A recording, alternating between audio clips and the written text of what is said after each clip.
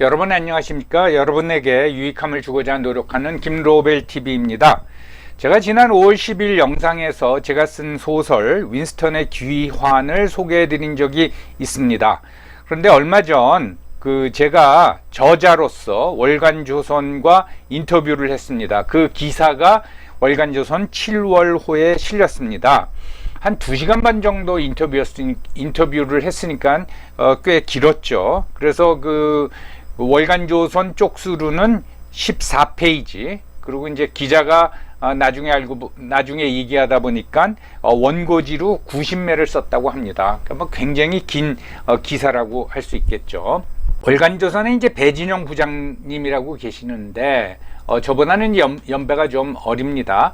그분이 이제 지인들하고 모여서 이런저런 얘기를 그냥 하다가 우연히 제 얘기가 나온 모양입니다. 그래서 김 교수는 뭐하고 지내요? 그러니까 그 중에 한 분이 벌써 정년 퇴임했고 지금은 뭐 소설 쓴다고 소설책도 내고 그렇다. 그러니까 거기서 이제 궁금함이 일어가지고 배진영 부장님이 아마 그 책을 사서 읽은 모양입니다. 그리고 읽고 나서 저한테 인터뷰를 하자는 연락이 왔습니다. 꽤 꼼꼼히 읽고 무려 2시간 반이나 인터뷰를 했습니다. 역시 기자라서 질문이 굉장히 예리하더라고요. 그래서 제가 답변에 좀 버벅거리기도 했습니다. 저와 인터뷰를 하기 전에 또 윈스턴의 귀환을 읽기 전에 배진영 부장님이 조지 오웰의 1984를 다시 읽었다고 합니다. 근데 어쨌든 그분 말씀에 의하면 제 소설이 재밌었고 또 조지 오웰의 1984와 그 관련된 오마주와 패러디가 많아서 감회가 새로웠다고 합니다. 그래서 이것이 월간조선 7월호고요. 이제 제 책이고요. 그 다음에 저자 인터뷰입니다. 뭐 주로 작품에 대해서 물어봤지만은, 그래서 요게 실린 그 타이틀이 배진영의 어제 오늘 내일 하고 정년 퇴임 후 소설가로 변신한 정치학자. 사실 뭐 월간조선 하면 시사 잡지로서는 우리나라에서 거의 뭐 최고에 해당되는 월간지라고 할 수 있는데 저 같은 사람을 인터뷰한 것도 참 희한한 일이죠. 그 기사 앞부분에 이렇게 이제 요약이 실려 있습니다. 그리고 제 사진도 실려 있는데 인터뷰를 하면서 월간조선 쪽에서 인터뷰하는 모습을 찍었어야 되는데 인터뷰가 너무 길어지고 거기에 집중하다 보니까 그걸 찍지 못했습니다. 그래서 인터뷰가 끝나고 집에 와 있는데 뭐 서재에서 책 읽는 사진을 한 장 찍어서 보내달라 해서 제가 굉장히 당황했습니다. 왜냐하면 저는 뭐 그럴듯한 그 서재는 없고 조그만 공부방이 있고 그 다음에 사진기도 없습니다. 그래서 급하게 책장 앞에서 이렇게 스마트폰으로 사진을 찍어서 보냈는데 이게 이제 실렸습니다. 자, 조지 오웰의 1984의 주인공이 죽지 않고 살았다. 그러면서 그 이후에 윈스턴 스미스가 목격한 거는 전체주의가 이제 몰락하는 거다. 그런데 다시 포스트 1984의 전체주의가, 즉 디지털 전체주의, 디지털 토탈리테리안 소사이어티가 다시 등장하더라. 그것이 윈스턴의 귀환이라는 책의 내용이다. 그렇게 말씀을 했고, 거기에 나오는 인용구를 하나 썼습니다. 디지털의 편리성에 중독되어서 스스로의 인성이 변하고 쾌락 추구 이외의 자유가 서서히 속박당하고 있다는 사실을 모르고 있어. 이게 이제 주제입니다.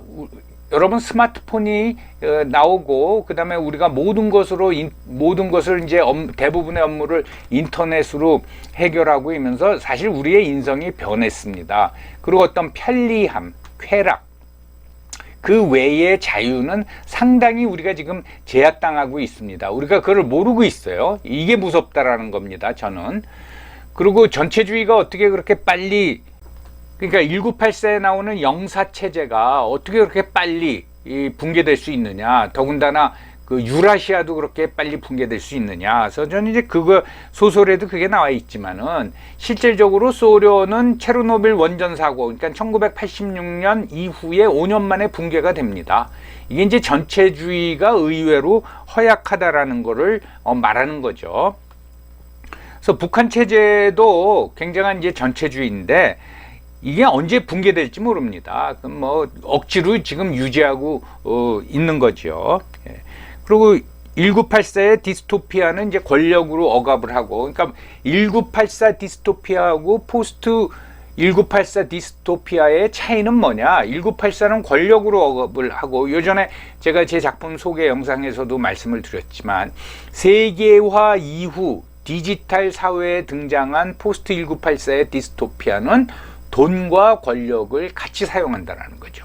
그래서 권력, 공권력에 의한 억압은 저항심을 불러일으키지만 돈은 순치시킨다라는 거죠. 이게 무섭다라는 겁니다. 결국은 뭐냐, 사람들의 이제 탐욕을 활용해 가지고 돈으로 회유를 하는 거죠. 그러면서 우리의 자유를 억압하고 이제 감시를 하는 겁니다. 그리고 그 요전에 영상에서도 다 말씀드린 내용이죠. 보면 우리는 뭐 보수, 진보 이렇게 나누는데 전 그걸 거부한다고 그러지 않았습니까? 좌파나 우파로 나눠야지 무슨 보수냐 진보냐, 저는 이제 그렇게 얘기하는데, 즉 개인의 자율성 또는 개인의 자유를 중시하면 우파, 그런데 집단이나 국가를 강조하면 좌파다. 이거에 대해서 그 인터뷰어가 굉장히 그거 독특하다, 근데 뭐 동감을 한다, 그렇게 말씀을 하시더라고요. 대개 좌파들 보면은 뭐 민족을 위하여 뭐 이렇게, 또는 민중을 위하여, 뭐 노동자를 위하여, 이렇게 이제 집단을 강조합니다.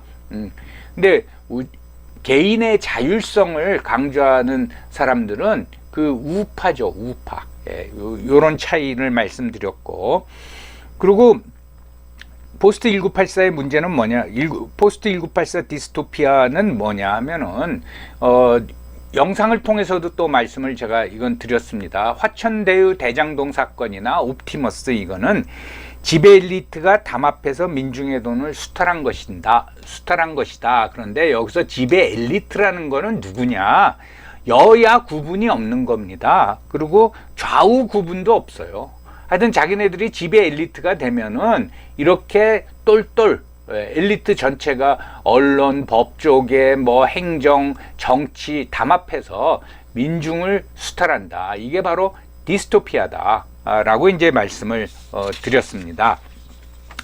자, 뭐 어떻게 보면은 아주 초보 작가의 작품을 읽고, 야, 이건 소개할 만하다 해가지고 원고지 90회나 되는 인터뷰 기사를 실어줘서 여러분들한테 이제 소개해 드리는 겁니다.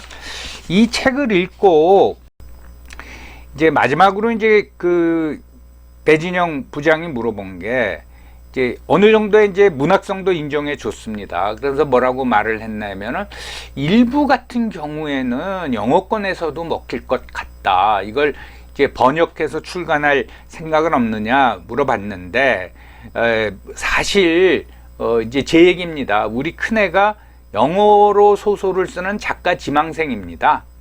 그래서 제가 제안을 한번 했습니다. 너 읽고서는 이거를 한번 번역을 하고 출판사를 섭외해서 출간을 해봐라 했는데, 제가 이제 거절당했습니다. 참, 배진영 부장, 월간조선의 부장님도 인정해 주는데 다른 인정을 안 해주네요.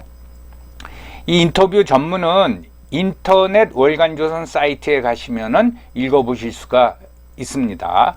그런데 그것을 읽어본 그 지인 몇 명이 뭐라 그러냐면, 야, 그거 읽으니까 소설 안 읽어도 되겠다. 네가 하고 싶은 얘기 뭔지 알겠다. 그러더라고요. 정말 여러분들은 그러지 마시고요.